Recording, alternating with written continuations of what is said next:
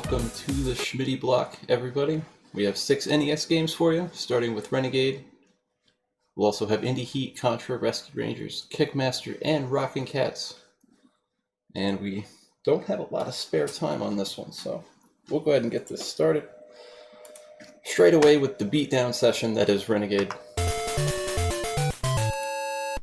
And this is going to go pretty quickly. There's 6 games that we have in the next 90 minutes. Renegade was released in 1986. It was one of the original Kunio-kun games before they took on the more cutesy art style they went with for games like Super Dodgeball and that. You'll find the theme of this game to be pretty common. We're going to beat down a lot of thugs. We're going to do a lot of dash punching.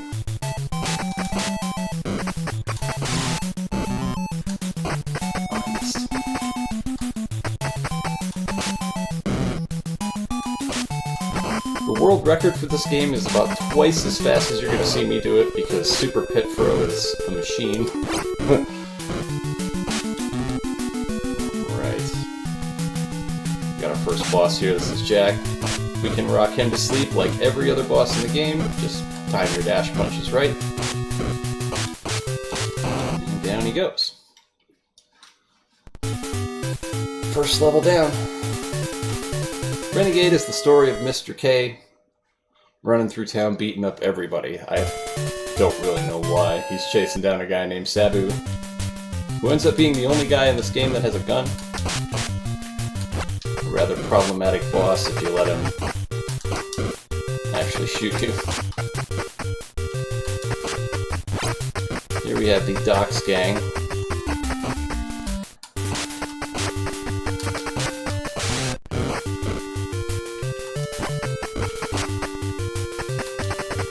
Another popular strategy on this level is to throw everybody into the water, but that takes too long, in my opinion. So we'll just beat everybody up the traditional way.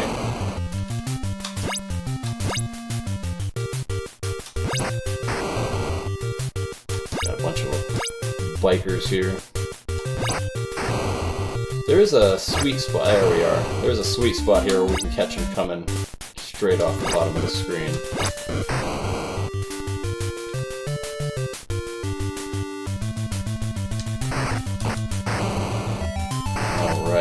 Here's the bike chase. They're trying to stop us from getting to the second boss, Joel. They're not very good at it.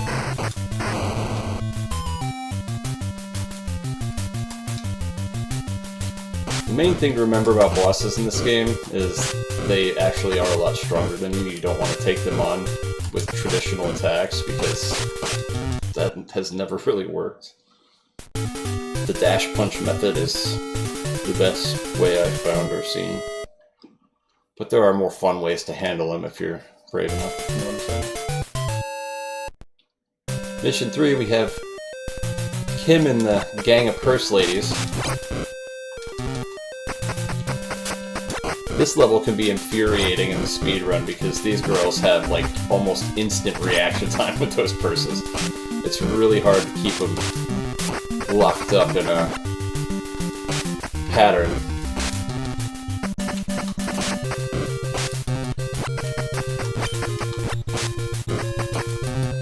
Oh, everybody catches that treatment from Mr. K. Mr. K is definitely a ground and pound kind of guy.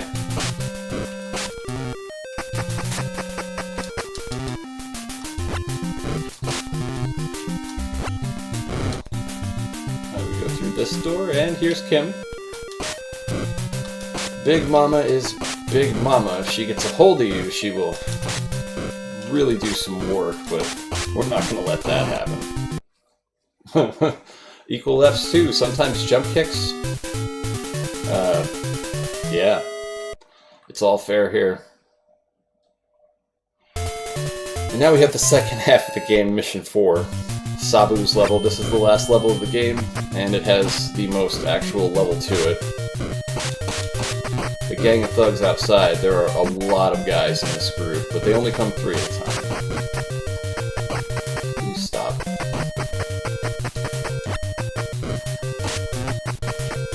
One thing the NPC or the enemies in this game do really well is they cover their allies. As soon as you get into a vulnerable position, they will come like as fast as they can get to you to get you off of their friends or whatever. I haven't let them do it yet, but they can also like put you in a full Nelson and let their homie beat you. I've had a couple of runs die that way. Alright, there's the gang of thugs. Got a couple more stick dudes inside the building.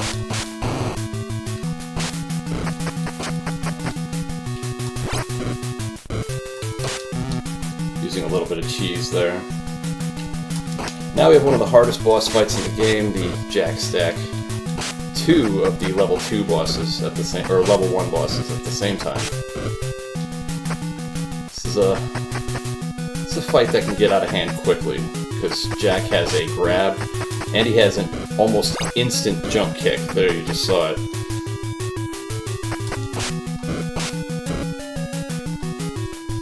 Gotta be careful here. Once you get him down to... oh boy, I'm in trouble. Once you get him down far enough, you can do the same ground and pound thing that you do to everybody else, but... Jack has... too many tools to really risk that. He's only got to hit you a couple of times to really kill you. And this Jack wants to play the hard way. Patience. I'm not sure how they got these bikes inside the building, but we got a few of these guys to take care of. And some more of these guys.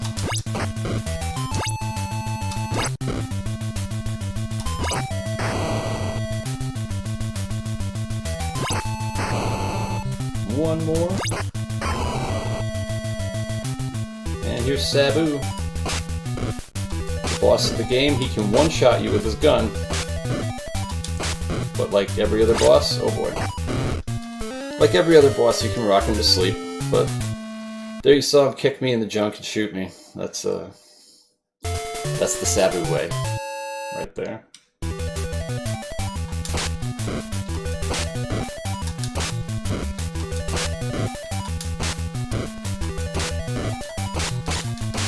There we go. That's Renegade. Game 1 is down. Up next we have Danny Sullivan's Indie Heat, which is a game that answers the question, what happens if you smash Super Off-Road and Super Sprint together? That's Indie Heat. Let's go ahead and get us started here.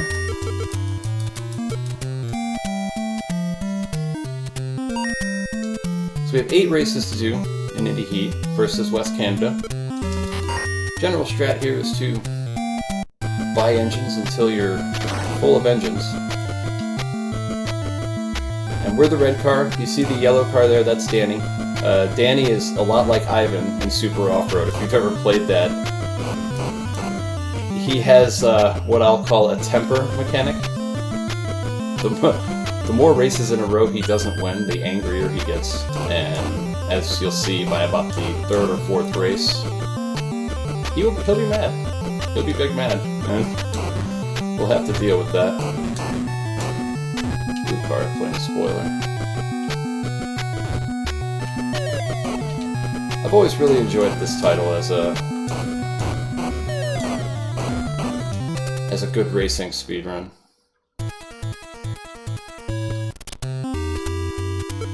Up next we have the New Jersey track. Every track has different songs, so nice little title like that. We'll start conserving turbos here to get through the financial part of the race here.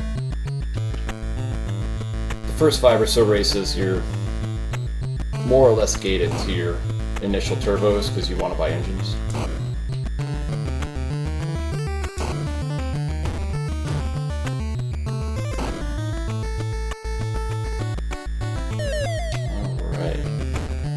Danny's trying to rubber band back to us, but it's too late.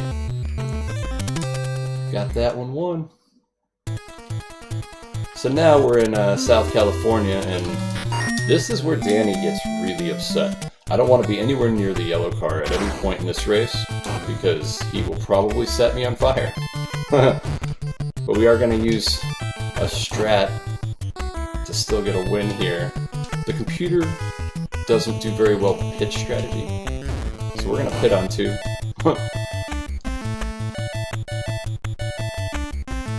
Yeah, these are some crazy drivers, man. Oh, just wait till next race. When Danny has full temper, if I win here, he's going to have full temper going into Michigan.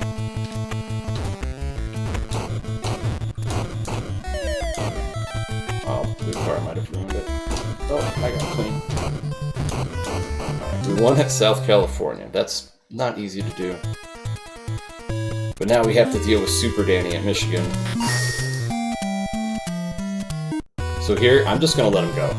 I don't want to get anywhere near him. He will actually let you turbo out in front of him so he can get behind you and set you on fire. The computer will play dirty like that.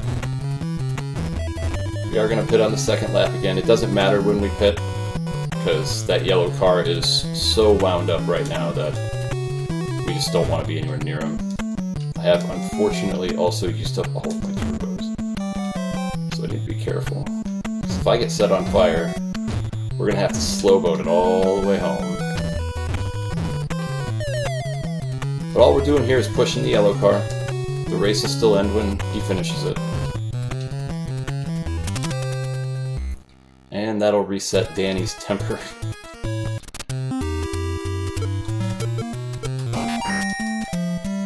By Illinois, we have all of our engines, so we're in good shape now.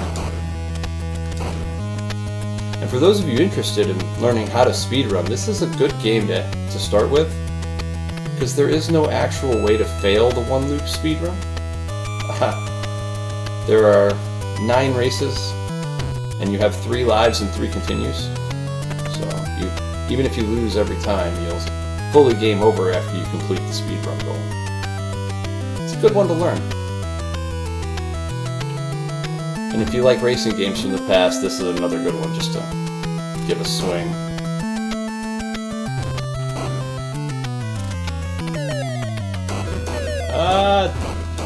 White car was trying to get me. When these cars get behind you, they start like rapid fire turboing your rear end. All jokes aside, it sets you on fire pretty fast. Alright, we got one of my favorite tracks here. We're going to use the pit on 2 strategy again.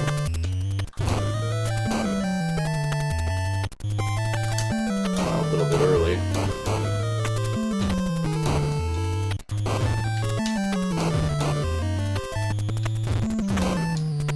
This game has a pretty rocket soundtrack too, I have to admit.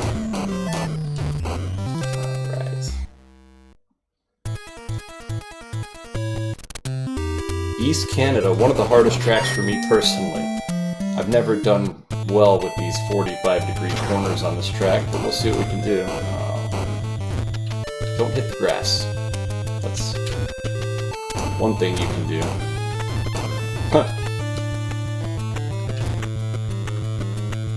We'll pit on 2 because Danny's fighting with us. I couldn't get out in front of him fast enough. Protecting yourself from the yellow car is one of the most important things you can do, especially when you know that you've won a couple of races in a row. So if you've ever played Super Off-Road, you probably have memories of how Ivan just goes off on you sometimes. Danny's the same way in this game. Take Colorado, for example. He's not going to pit, and I don't want him to be behind me at all. The yellow car is not going to pit here, and I'm going to hit the pit wall at full speed. Way to go. Okay.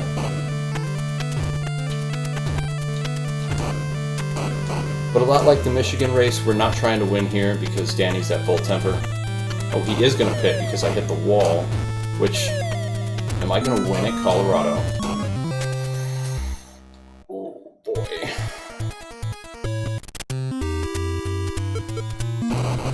So I'm at the speed bowl with a fully enraged Danny. I haven't been in this situation before, so I'm just gonna take it easy.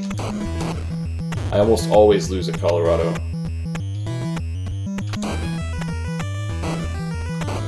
If you're not gonna push me, I'm gonna push you, Danny.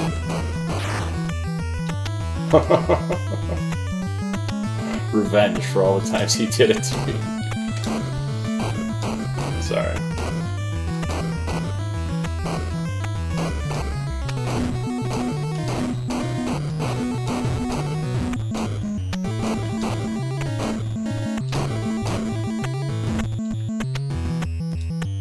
I also pit a lap early, so that's gonna complicate things here. Another mechanic I failed to mention earlier on is the penalty for hitting the wall is losing gas. And it's kind of substantial, so you don't really want to hit the wall either if you can avoid it. And if you hit the wall too many times, of course, you're on fire.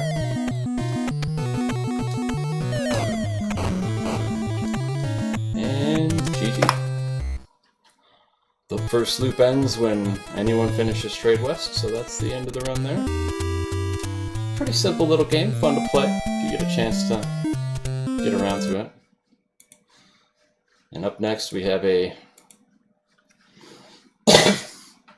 excuse me, we have a rather famous smasher in Contra. Now the gloves come off, don't they? Alright.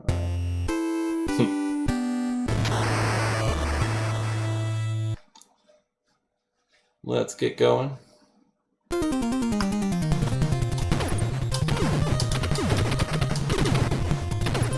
Boy, Contra, a game that many of us were quite obsessed with in our childhoods.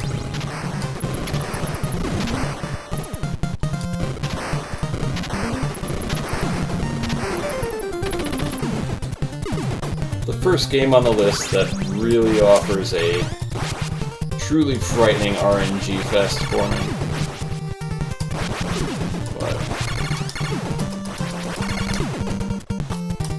I think we'll be okay. Me and Contra are old friends.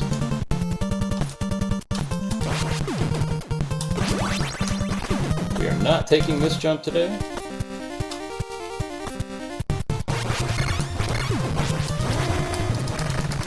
Oh, the wall let me in.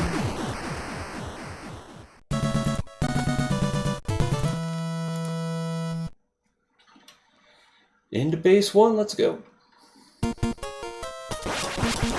For the first forward shooting level.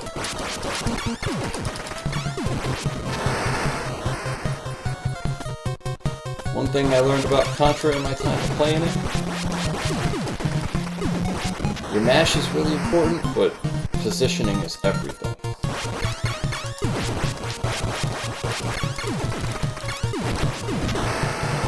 And my crusty old mash will get the job done, but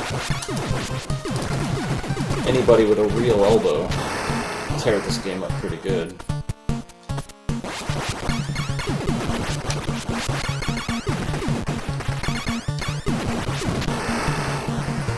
Alright.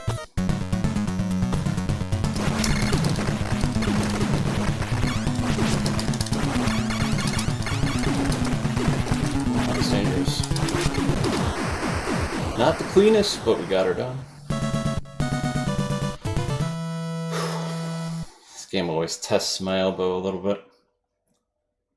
Onto the waterfall. If you played this game as a kid, this is probably the first level that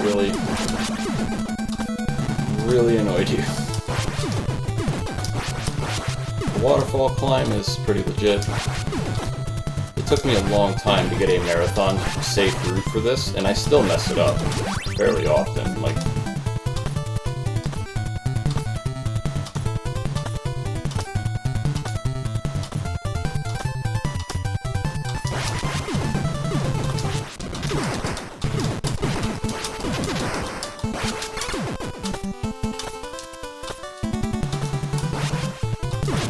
could have jumped through the bullets there, but I didn't want to risk it.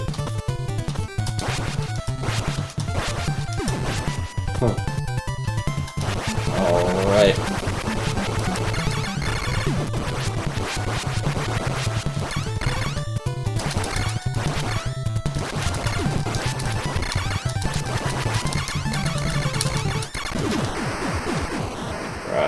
go. That was a good waterfall.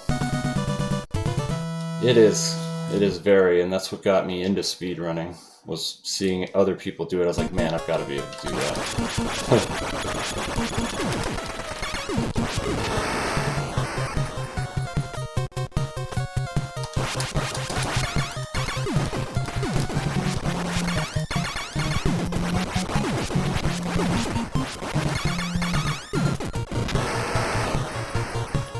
Base 2 is very mash heavy like base 1.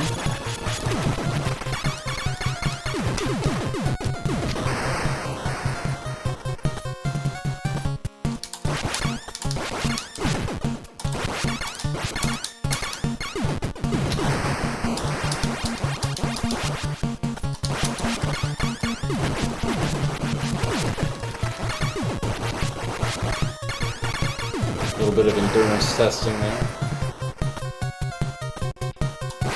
Thank you so much for the donation, amazing. It is a privilege to be playing for such a good charitable cause.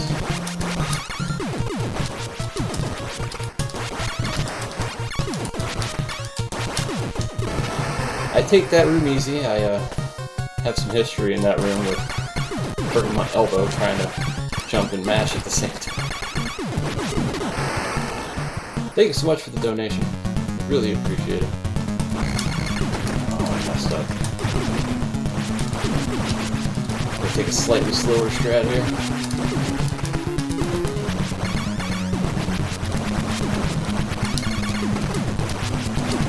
Now I've got control again.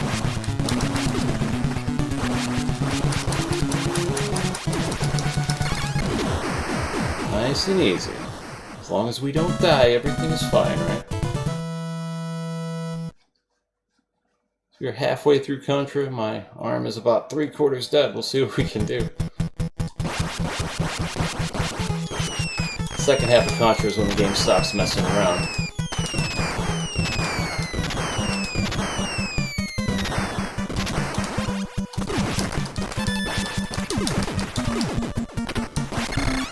There's an extremely tight jump coming up here that I am going to just nope out of.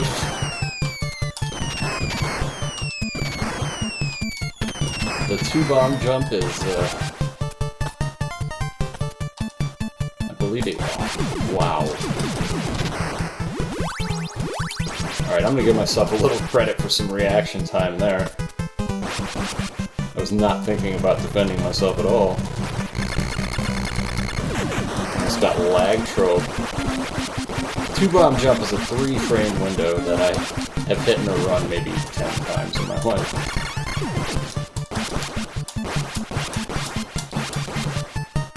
Dogger tanks.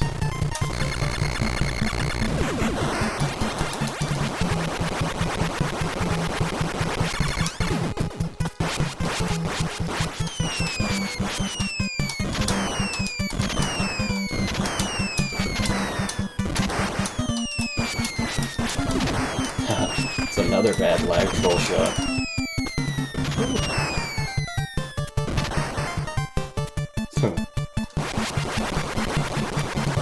And normally I would go for stuff like that, but the punishment for failure in Contra is extremely heavy.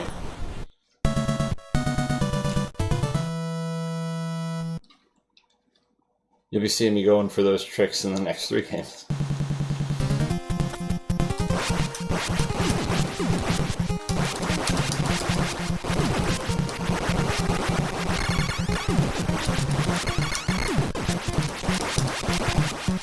Energy zone. Now, for those of you who played this as a kid, this is about where the game started really torturing you.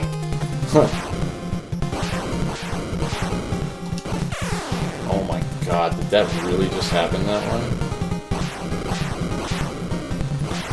Schmidtty. You absolute amateur.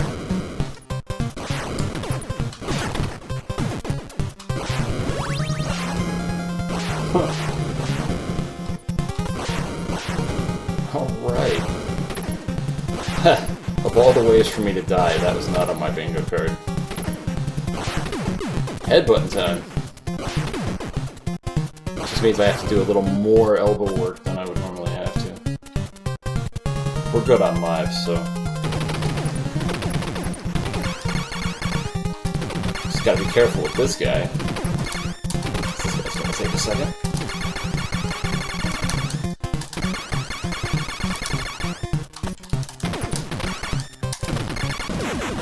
Nice and easy.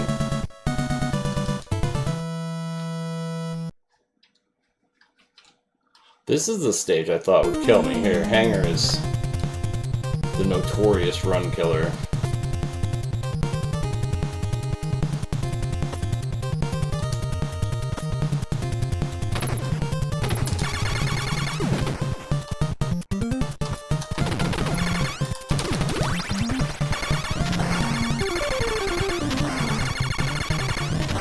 Put my sleepy elbow to work a little bit.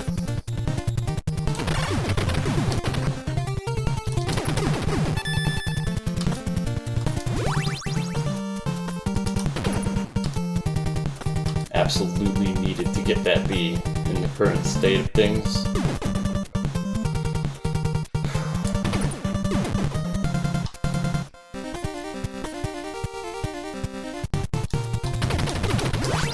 And we're back in business.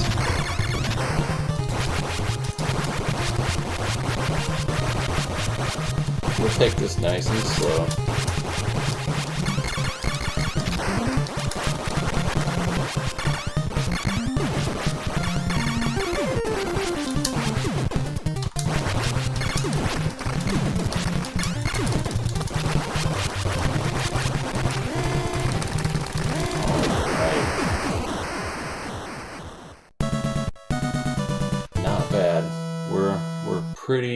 Pretty good on time now. I'm feeling more comfortable with the end of the run. My secret goal is to get far enough ahead that we can have some fun during the Rocket Cats run. I'd say we're achieving that so far.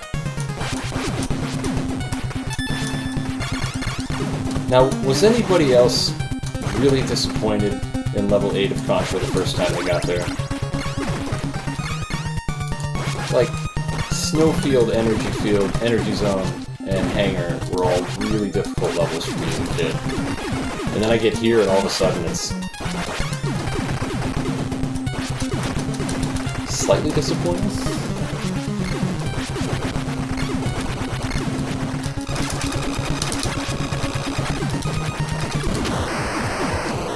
GG, that's Contra. Gotta switch over to the next one quick because we have to RNG lock this game. We have Rescue Rangers coming up. And there is an RNG lock in this game. Thank you everyone for the GGs and for the GGs in previous games. I'm sorry I'm moving fast, but I was trying to get a little ahead. And we're there now. Rescue Rangers, one of my favorite games. A little tip, if you let the demo run, it locks all the RNG for the entire run. It's quite nice. Off we go! It's another fast-paced game. It's going to be difficult for me to keep up with everything going on. But the sum of this game, Fat Cat kidnapped Fat Cat kidnapped Gadget. And why you would kidnap Gadget, I don't know, because she'll just escape. She's one of the most overpowered characters in any universe.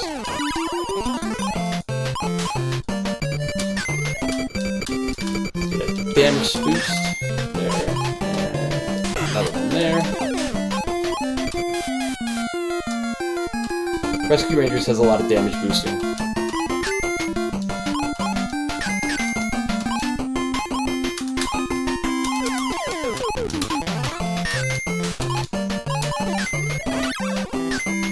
And a killer soundtrack. Man, I love this game's soundtrack. Got Raise the Roof Chip here. Monty's first appearance. And a date with the dishwasher.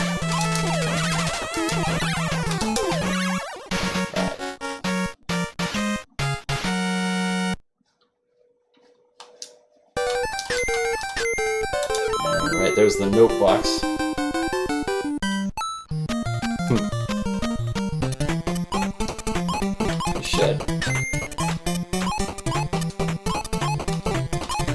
Right at the start, I did a little strategy to avoid a huge lag spike in this first screen. There's a lot of little things in these old NES games. Here we have taps.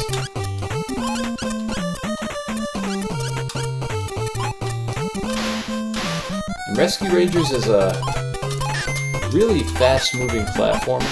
It plays incredibly well, for its time especially. The controls are... oh, I missed. The controls are very good. Another game I strongly recommend to anyone who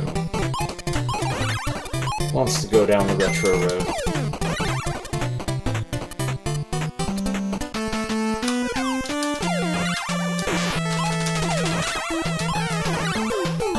Got the quick kill on the rocket ship, very good.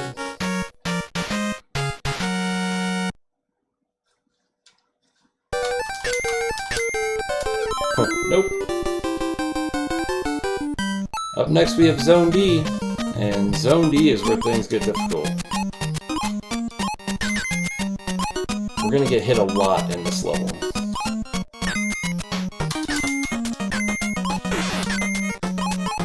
Mostly on purpose. Hopefully.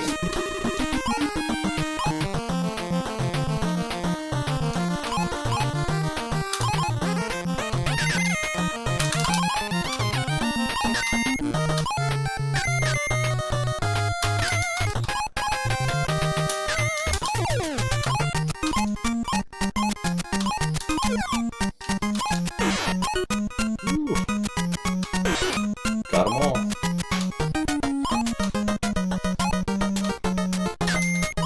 I need that box.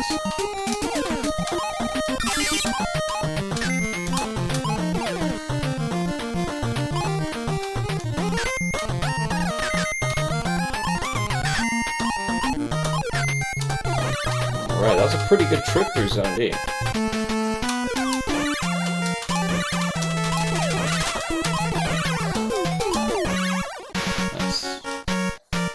We call that boss Robo-Nips, but the giant robot is down. Zone D is clear. We're off to Zone F. Every level does offer its own unique challenges.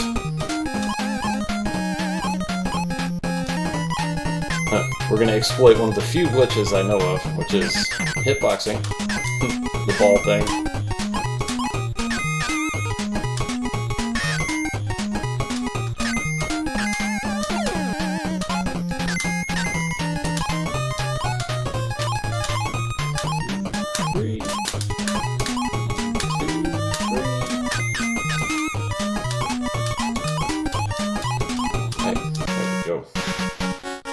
Good climb. We're getting closer. And all this time we're running through the levels. Gadget's sitting in jail with her little jail-built cell phone, building a rocket ship.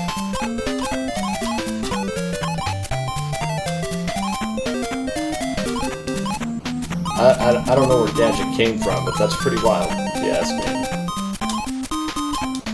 Take the noisy route to annoy our parents.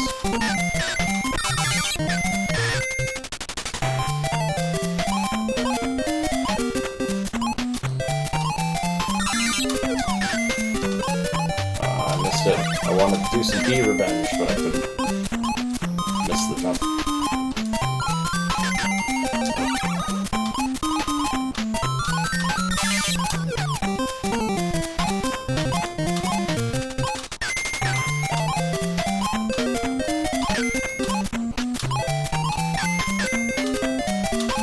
This game's always a joy to play through. It's just difficult for me to keep commentary rolling with so many action sequences happen.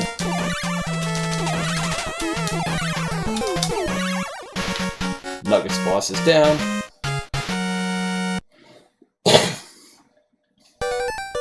Bunny Rabbit Rampage, yeah. I think I remember that. Oh, here we have the moral of the story, which is flowers to the face equals love. And we're gonna take a trip on Gadget's rocket ship and track down Fat Cat here real quick. Here we have my favorite level in the game to actually play, Zone H. This one is a fun kind of challenge for me. Oh, crap. I think we'll just start this one over.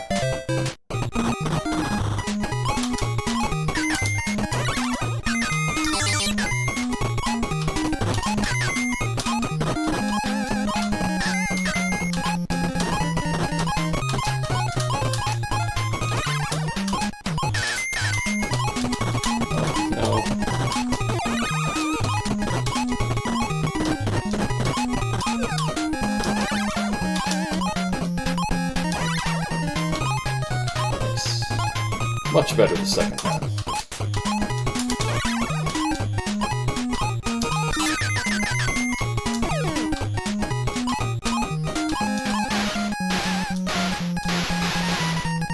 Took a safety step there, just to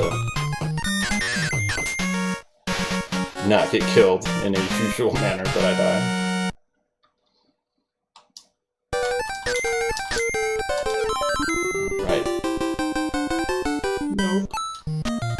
On to Zone I. There's a lot of fans in this level, which makes an otherwise short level feel much longer.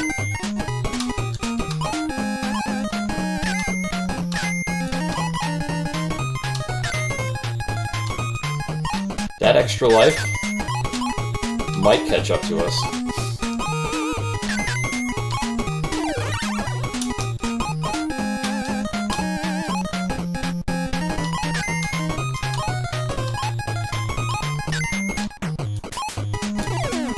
Oh no. Gotta watch out for those pelicans, man. Here's Monty's last appearance.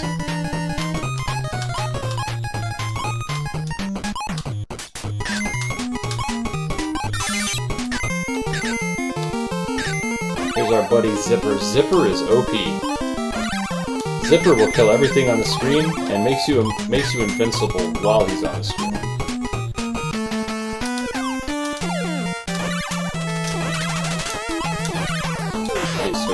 Got the quick kill on the caterpillar. Very good. And up next we have Zone J, which maybe has the best song on the NES. I'll let you be the judge, but hot jams incoming.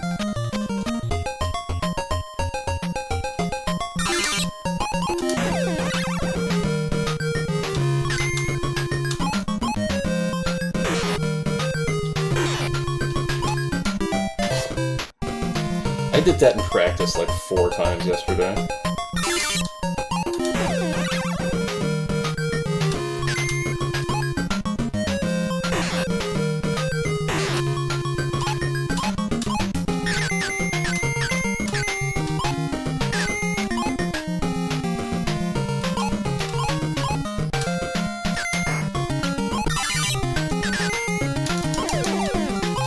Alright, we got the axe boosts.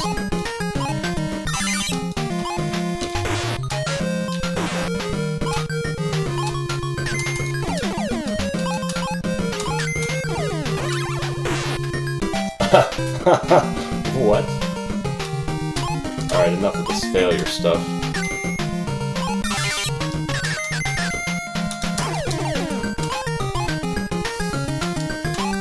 I just enjoy this song too much. I want to hear more of it.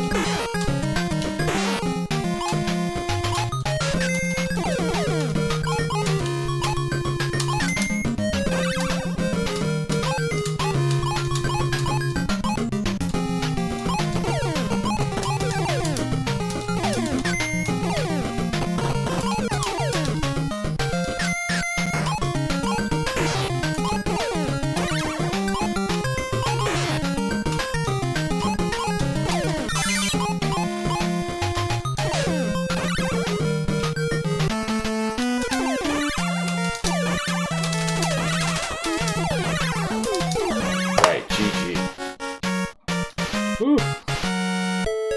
Moving on strong, we have 2 games left. And according to my splits here, we are about 4 minutes ahead of time. So now we get to have a little bit of fun with the last 2 here. Up next we have Kickmaster. It's a story of Thonolin revenging his brother and all of his people. And saving that princess, which I thought was something else for a long time. Anyway, let's go ahead and get this party started. Kickmaster is a little hidden gem from back in the day, one of the side-scrolling combat adventure RPG hybrid kind of games. I'm not sure if you can see the drops flying out of enemies. I know you can hear it when I pick them up. But they flicker even on the NES there every other frame. So if you can't see them, there are different types, magic jars, various amounts of EXP. We're after EXP, we're trying to get to 1,000 as quickly as we can.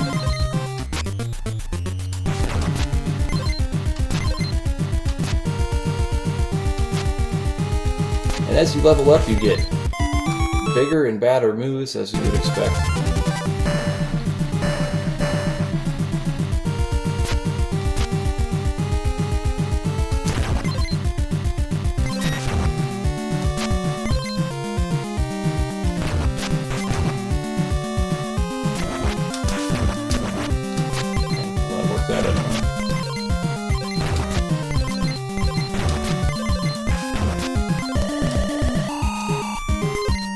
Good EXP drops on this run so far.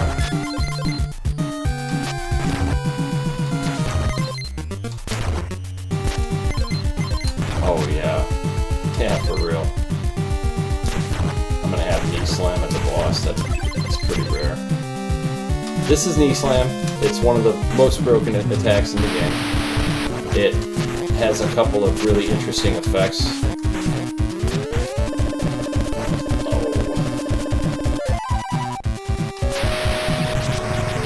It deals tremendous damage. It will also stun lock most small bosses, which you'll see me make copious use of here as the run goes on.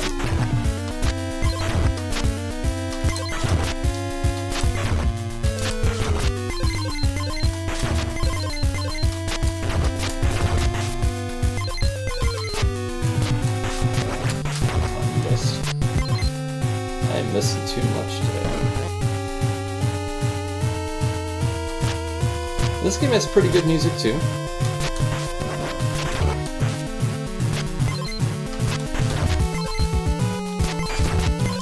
Gotta do the farm out here.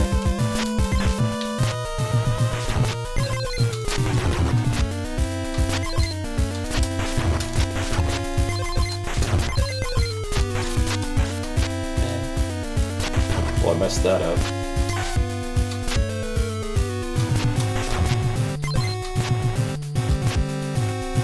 EXP is pretty good so far. We'll still grab the bonus EXP from under the ledge.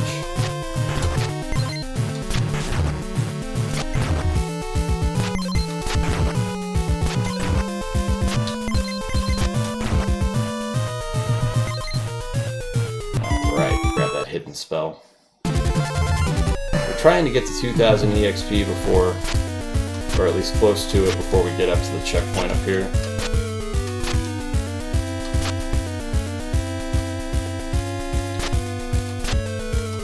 This is the checkpoint. And we are almost at one of the coolest boss sprites on the NES.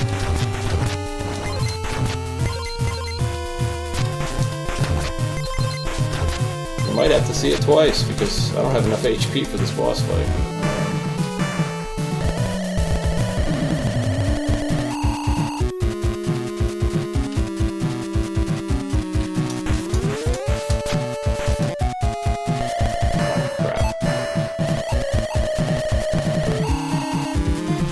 We have enough HP now. Of course, we just tanked our magic. The power of knee slam, being able to grab things out of midair like that. One of the cooler sprites on the NES, Wolf Girl. We should be off and rolling now. We have the speedrun move, which is dash, ground slide.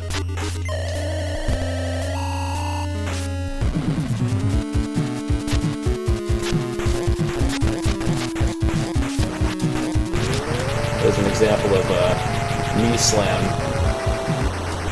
stun locking a boss.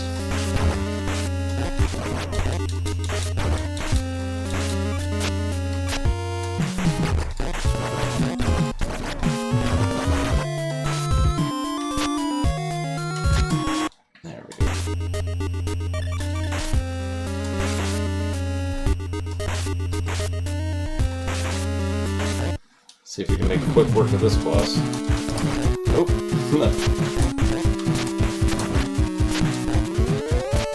He might kill us here. That's fine.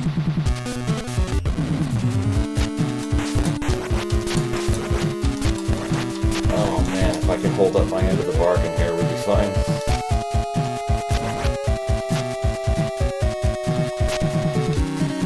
Please land, sir. We don't have all day.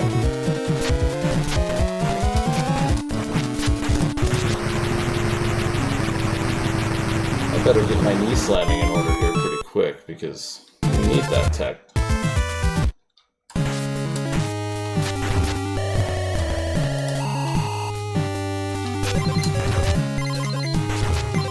We are getting close to the point where we won't have to farm anymore.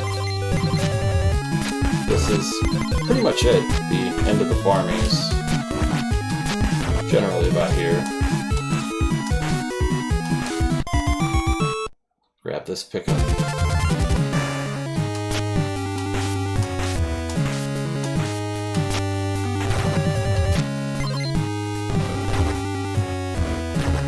Let's take it nice and easy.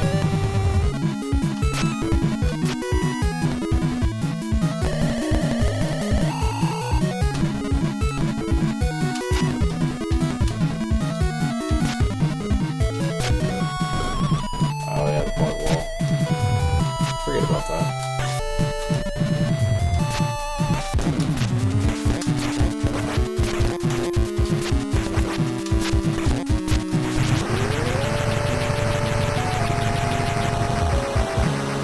Here we have the lion boss.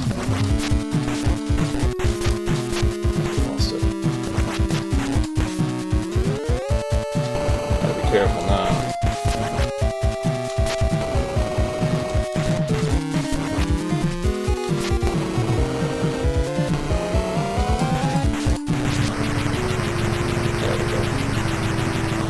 Easy does it.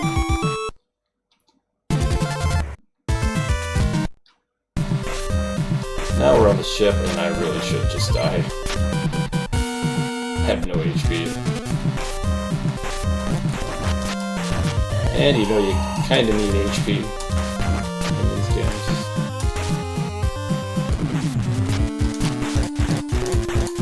There we go. That was good.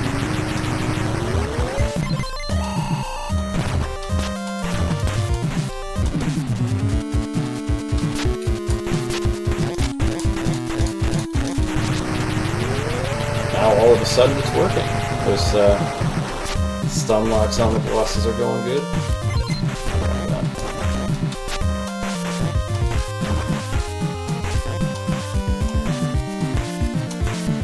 We have another really cool boss sprite coming up here. Kraken.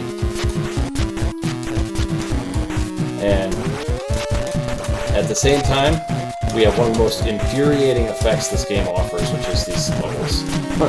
These bubbles are nightmarish. The actual stuff in nightmarish. Just wait until the last level. You'll see.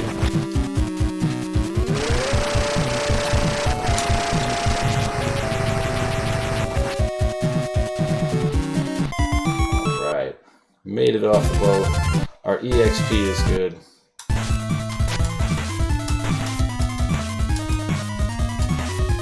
So we're gonna rapid slide through the swamp here, more or less.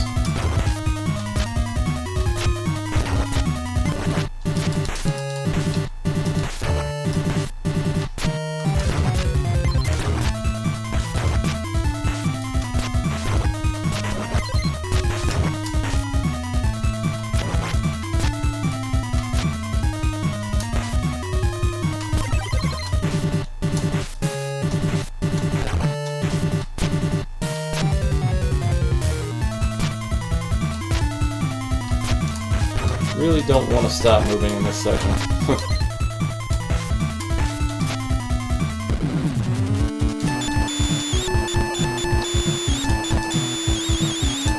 One of the most appropriate sound effects in the game here, very accurate harpy sound. I was trying really hard to prevent that.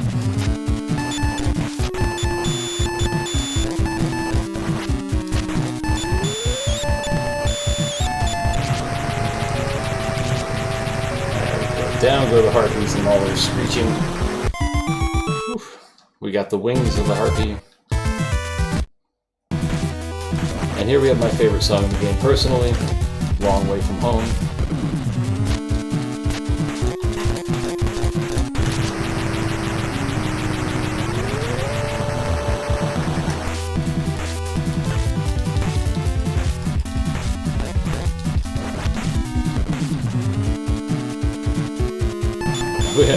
Yeah, you start seeing screeching harpies all over the place after level 7, or after level 6.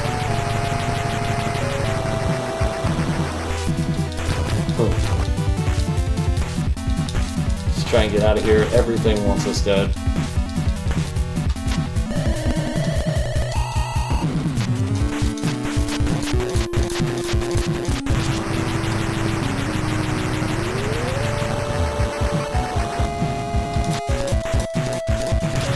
Nice.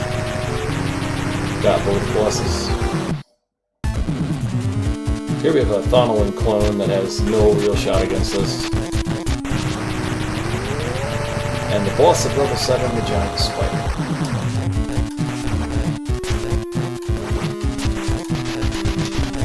Wow, I screwed that all the way up.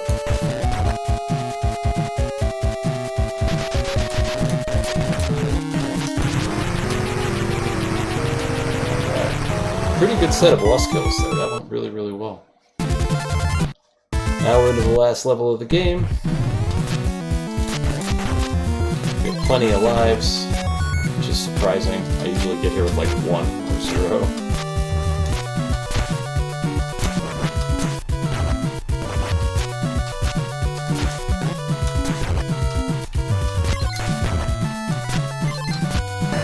And now we're going to see one of the first uses of glitches in the game where I stun lock this boss into place with the Thunder spell. We're also going to do that to the final boss. That's kind of what makes the speedrun possible, because the final boss is something else, man. Belzed is untouchable in almost the true meaning of the word. Without the level 5 attack, she's not something you want to deal with, I would say. And we're not going to have the level 5 attack by the time we get there, so...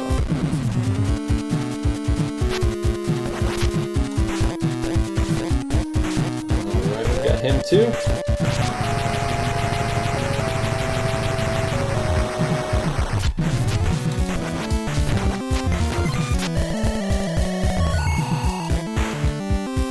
And into the Nightmare Bubble section that I spoke of earlier.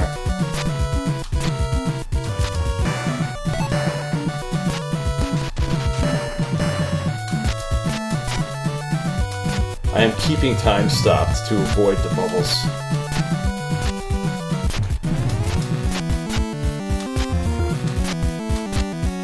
That's how bad they are.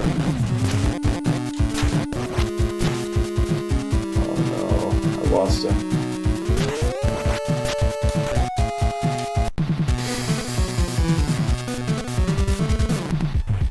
A little annoyed by that.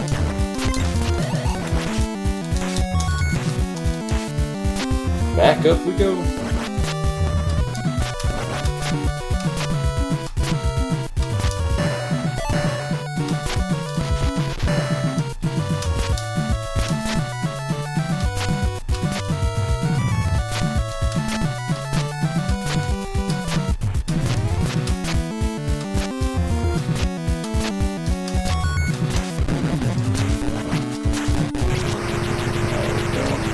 That's what it's supposed to look like.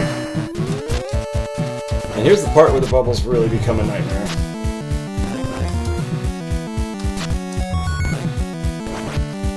Okay.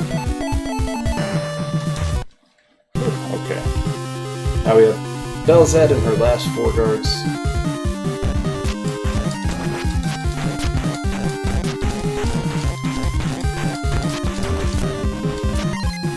And I am not too proud to just knee slam them over and over again up against the wall.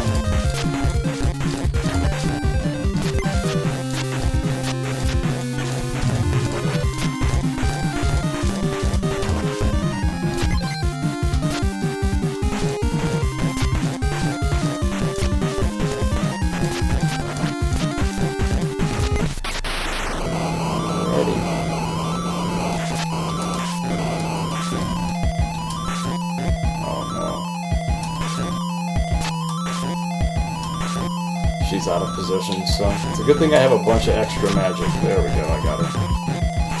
GG.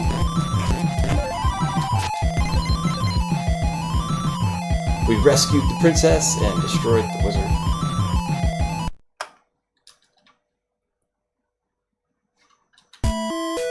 And because I've gotten through the front 5 so well, we don't have to do any boss skips in Rockin' Cats. We get to have all the fun.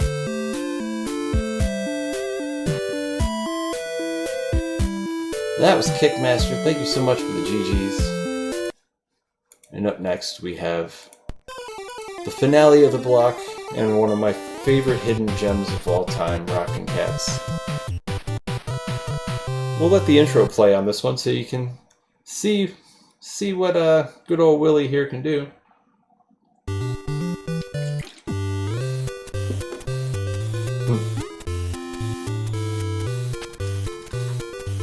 So for this one, you have an atypical cats and dogs story. You have Willie here, who is Super Cat with his punch gun, and he has wronged a bulldog named Muggsy, who just repeatedly kidnaps his girlfriend.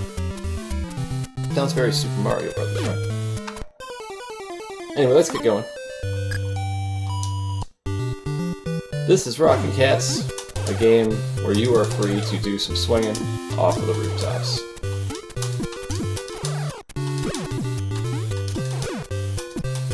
In fact, it is highly encouraged.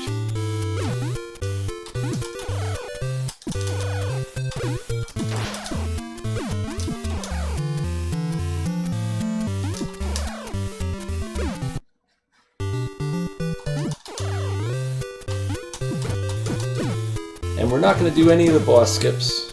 We're going to actually fight all the mini-bosses, which means you get to see the origin of Angry Birds right here. Look at these guys and tell me this is not where Angry Birds came from in some sense. Like,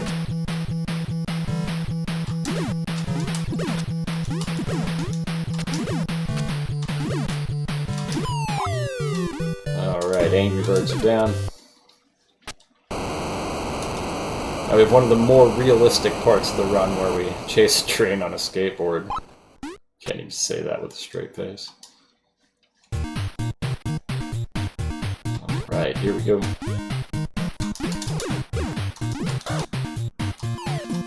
Definitely Angry Birds. I think so too.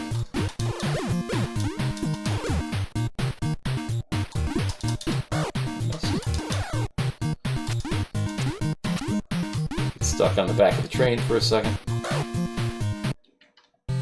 And into our first climb of the run. Climbing is another thing this run is. Nope. This run requires a lot of good climbing. I love the music in this game. We are approaching the first boss. There's Jill screaming for help. And here's Bull Band.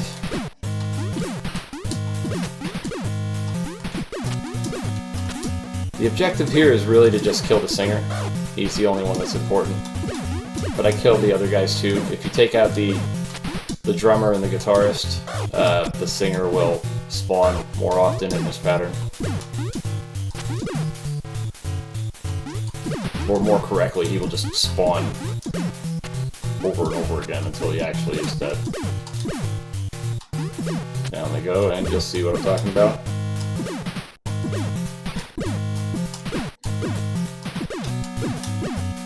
we go. Now I'm gonna use the same joke I've always used. Even though they did just try to kill us, they're still better than Nickelback.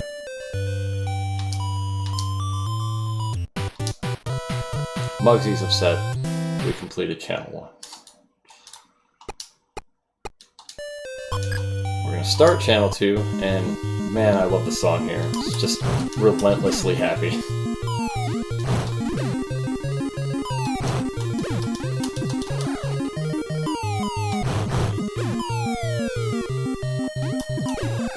Oh, I actually got the... I never hit the big hand jump there. I never hit it, like that's why I wasn't prepared to do anything with it at all. Alright. I think this inspired something in Sonic and Tails. This looks very Sonic and Tails, doesn't it? Which one of those games came first? Anyway. Riding on top of the plane, also punching it in the tail fin to make it move faster sometimes. That's a thing.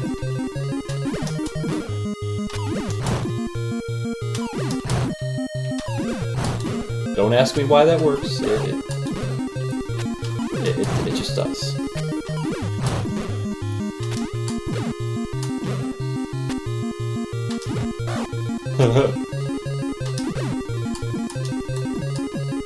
And here we have one of the cutest bosses in the run. We have Skydog and his big old beagle ears.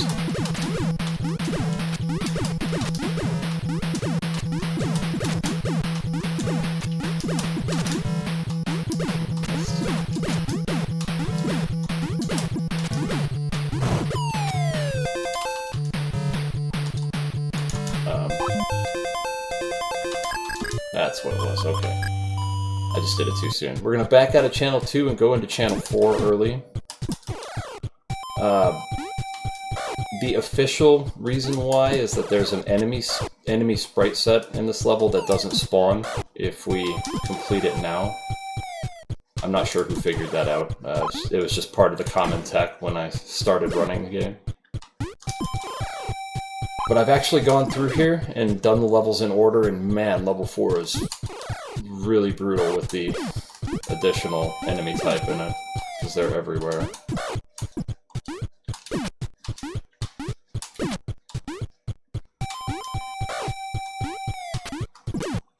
I said I wasn't going to do any boss skips, I just did one anyway off of muscle memory. We didn't actually hit it, but here's Chief Doug and his two little Rain Man.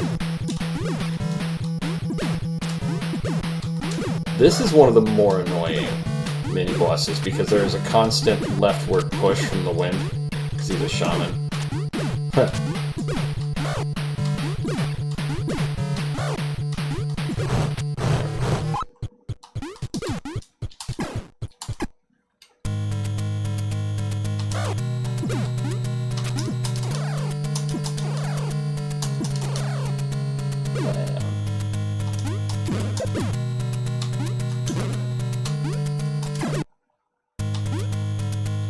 Now we're just gonna take damage all the way down. This is actually about as healthy as I've ever been coming into this room. I am trying to die. Thank you. Take our death abuse there.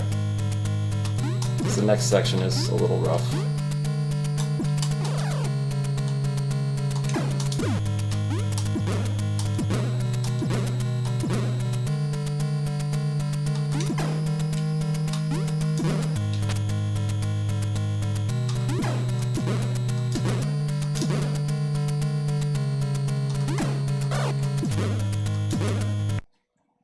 Alright. 5. Let's count to 16, huh? 8.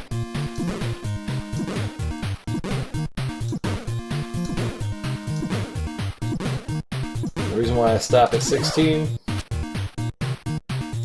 lets me take care of both obstacles before the heart, and I still got hit by the fish.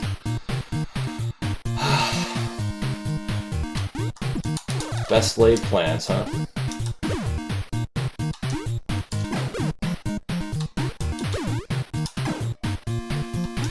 Alright, we should be in plenty good health to take out Big Eagle.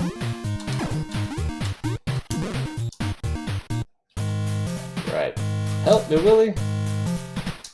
Willy is always coming as fast as he can. And Muggsy is always laughing about his master plan.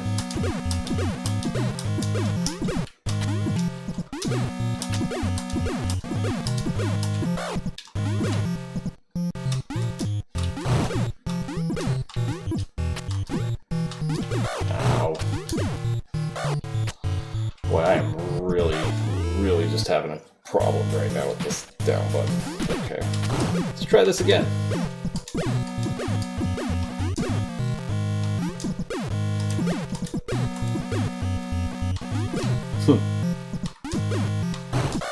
Maybe with a little less dying. One big thing in this game is that all of the bosses have a ton of HP. A ton of HP.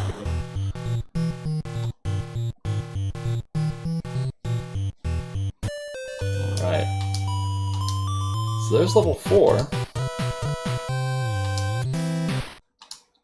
And now at the end of level 4,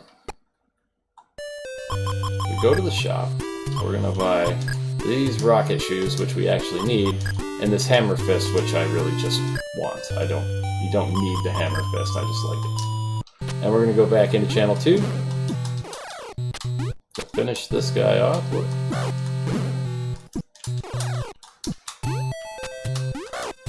Oh, I messed that up. Anyway.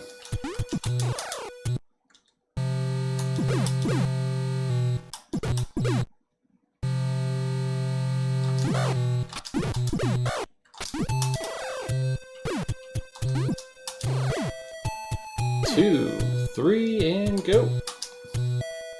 Yeet.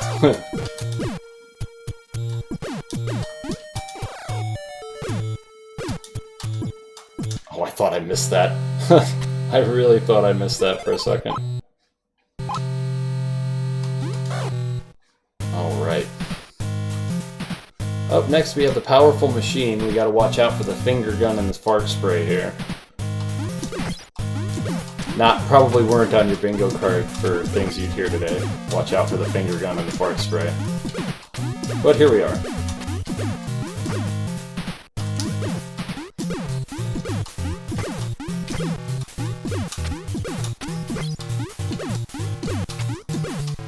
And here's the fart spray. Oh.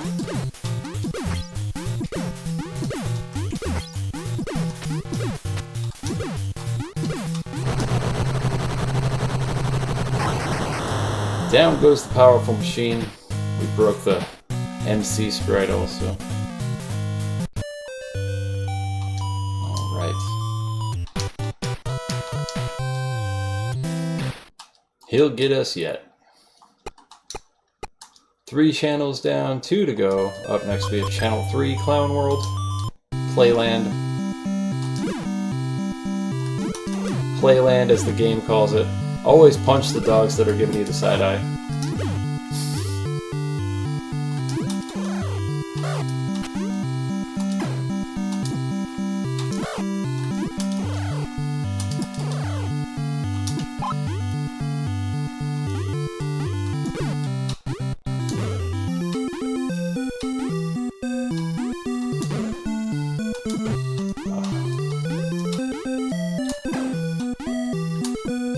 Not my finest work there, but we got through.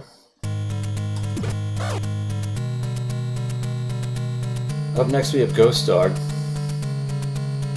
Ghost Dog's probably the most skippable boss in the run, if you ask me.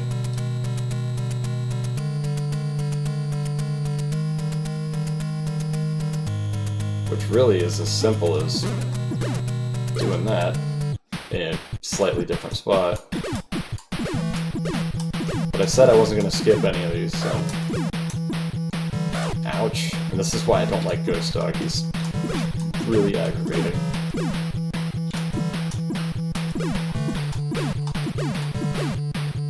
One of the more unpredictable bosses in the whole game. Like, it's really difficult to get a track on what he's actually about to do.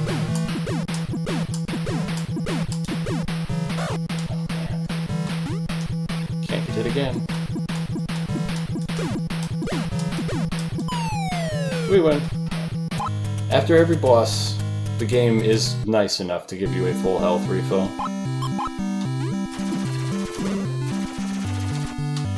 Gonna break out our rocket shoes here.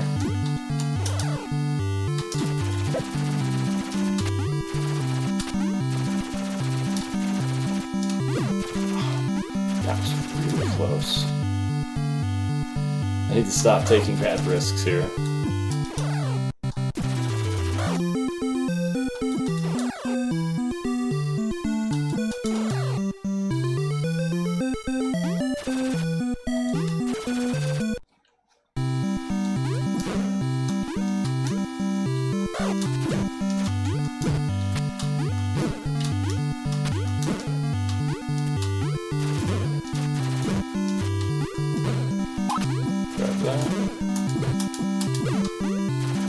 Nice.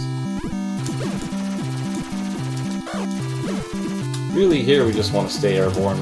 The platform moves twice as fast while you're in the air.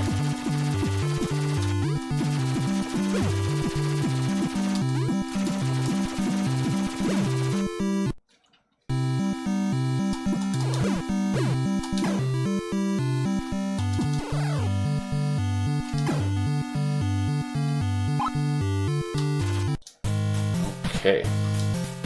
Up next we have Clown Dog, and Clown Dog was tough until I figured out the trick, which is that you can actually punch him while he's up here. And that changed everything.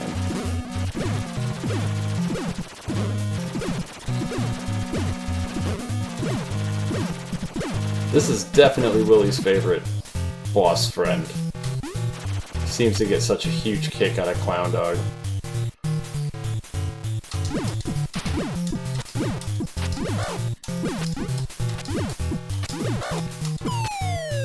Down he goes.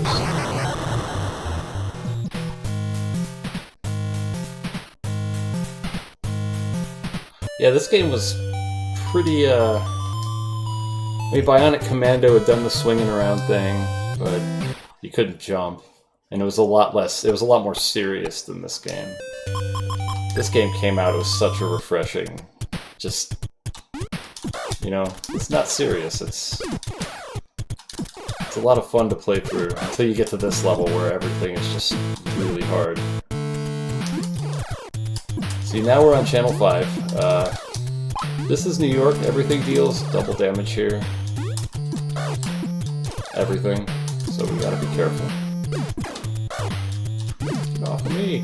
That was brutal.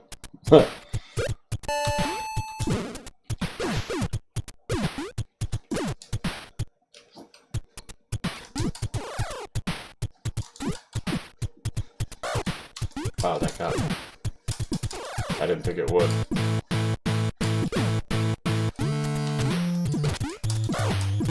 Ugh. Okay, well. Oh, I have the angry dog head flying around too. That's wonderful. Huh.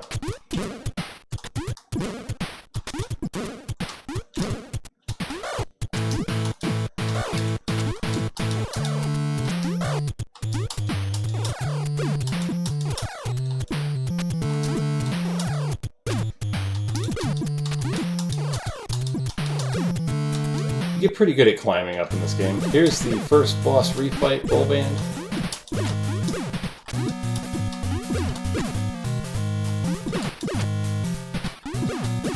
We do have to be careful here, because, you know, double damage is still in effect.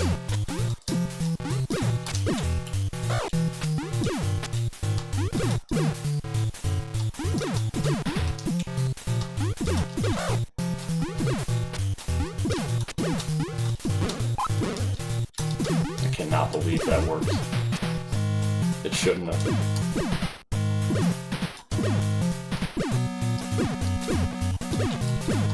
Alright, down goes Bull Band. For the second time today. Now we are going to go down into the sewer. Put on our rocket shoes. Ow.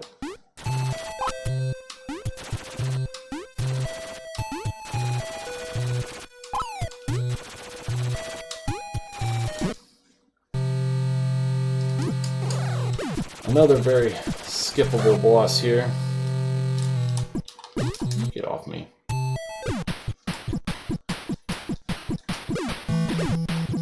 In the any percent run, you really want to skip like all of these mini bosses because they're not super hard to skip. It's really just more about setup than anything.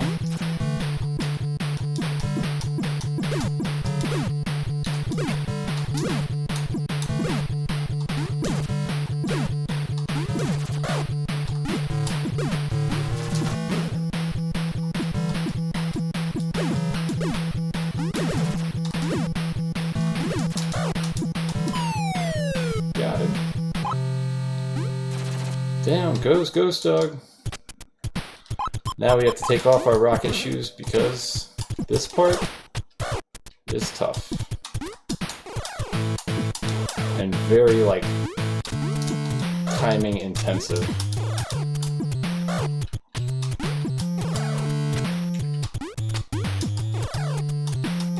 This is the building climb. Nice, okay.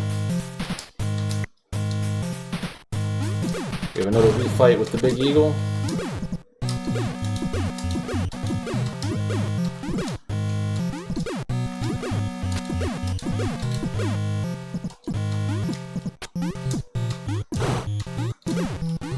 Trying to be too smooth.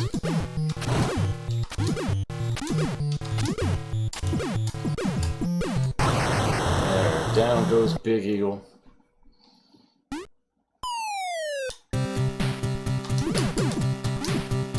Back into another fun house, which means you know we're walking right at Clown Dog.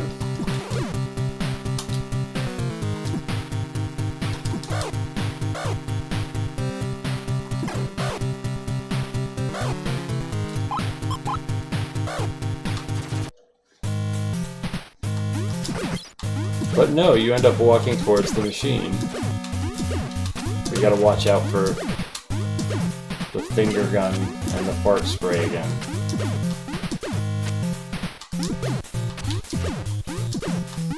Clown Dog is actually right after this, but... well, it's that fart spray.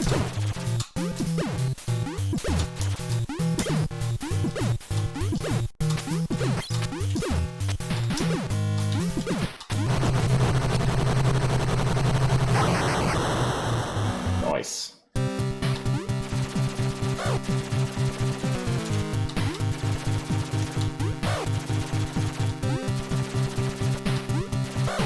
Alright, I know I said I wasn't going to skip any mini-bosses, but I always skip that one.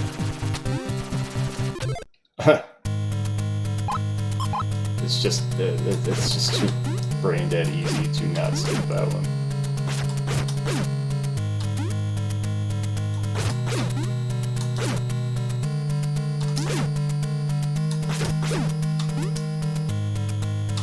The freest boss skip in the game.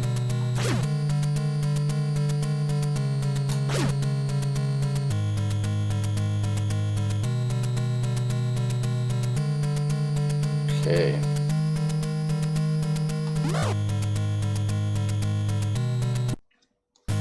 Now we have Clown Dog, and I am just going to let him kill me real quick.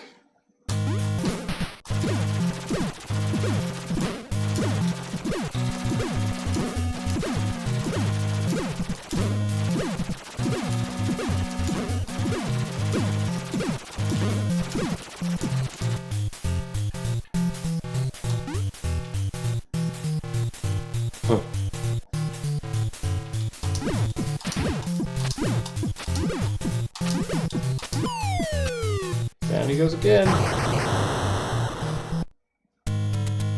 Muggsy's running out of friends out here.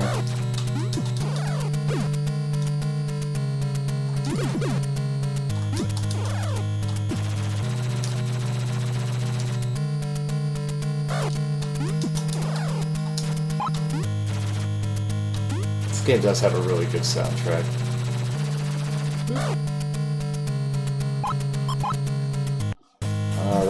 Up next we have his personal bodyguard, Mr. Kong. We put on the hammer fist for this fight, and rip Mr. Kong because, yeah, you see where we're hitting him. And we've got to hit him 52 times.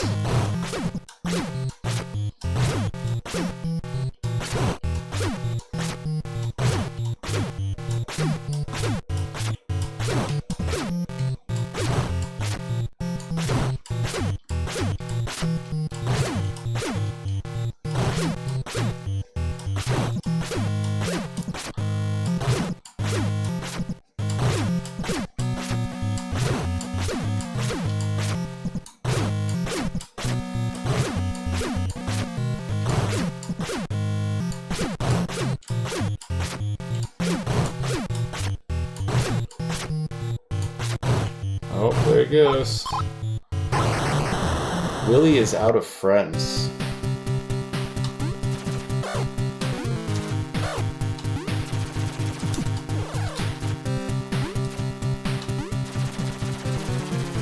And I just looked at my timer like, where did this come from? I'm like crazy ahead right now. Alright. It's the man himself. Fight Muggsy. 1v1. He's out of friends. So we're just gonna try and keep our hammer fist in his face.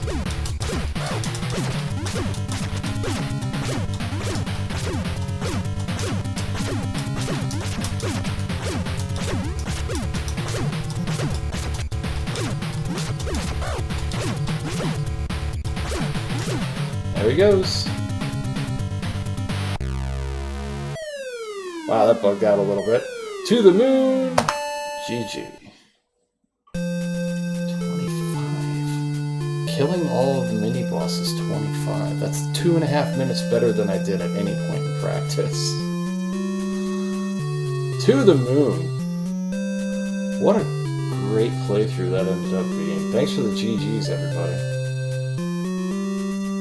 Everything went really well. We're way ahead of the target. I was not expecting everything to be this smooth, man. Excellent.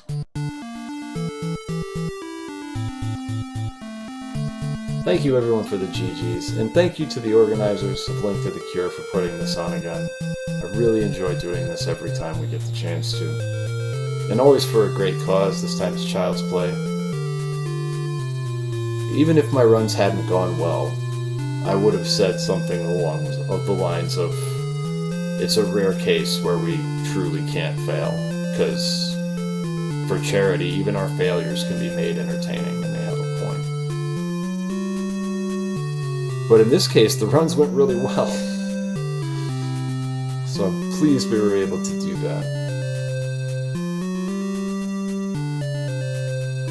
So we do have a couple of minutes to kill. I didn't exactly have anything prepared for this.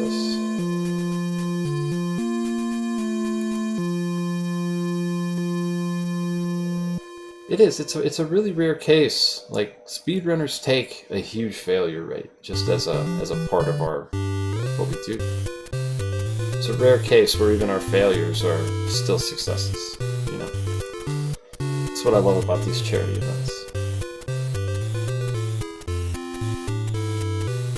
So yeah, we crushed our estimates on all 6 games. And it left me some, you know, some 2.5 minutes ahead of the actual track. 7 minutes is my total green on that. That's wild.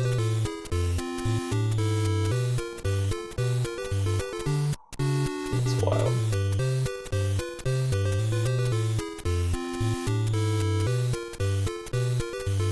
Thanks again, everyone. I really appreciate the chance to do this again. And to get to add 2 new games. I hope Renegade and Indie Heat were as entertaining as the others. We'll keep them on board too.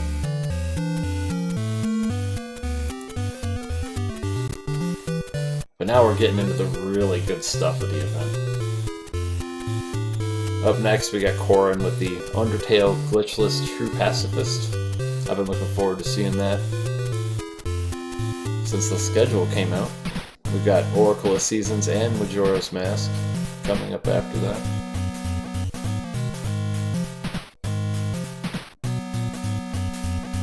And please, if you're able, donate to the Child's Play charity. If not, thank you for spending your time with us. I can't tell y'all how much I appreciate you choosing to spend your time with us for these, because you could do anything, you know. Thanks for being here. We really appreciate you.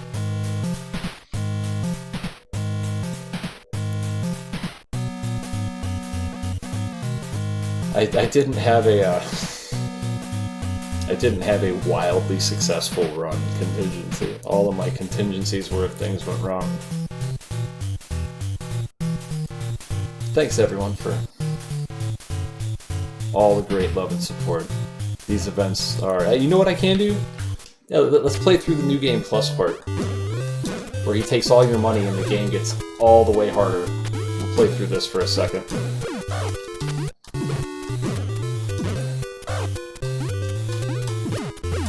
These levels are required in the... oh, I missed. These levels are required in the 100% category. These levels are... this is where the developers stopped being nice. As you see, floor full of nothing but spikes. Endless climbs with no floor, you know.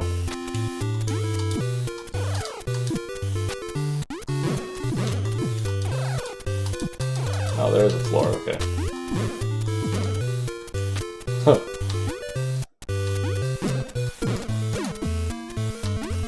This was their way of saying, here, if the game wasn't hard enough for you, try this version.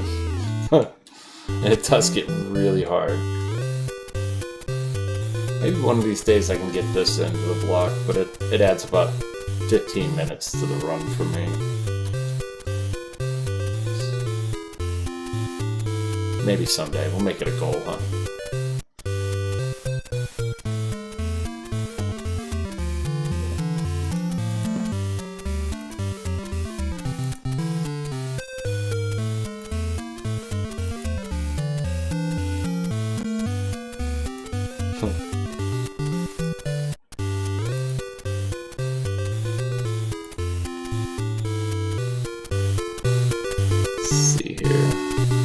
Should be getting close, trying to fill the last little bits of my space here.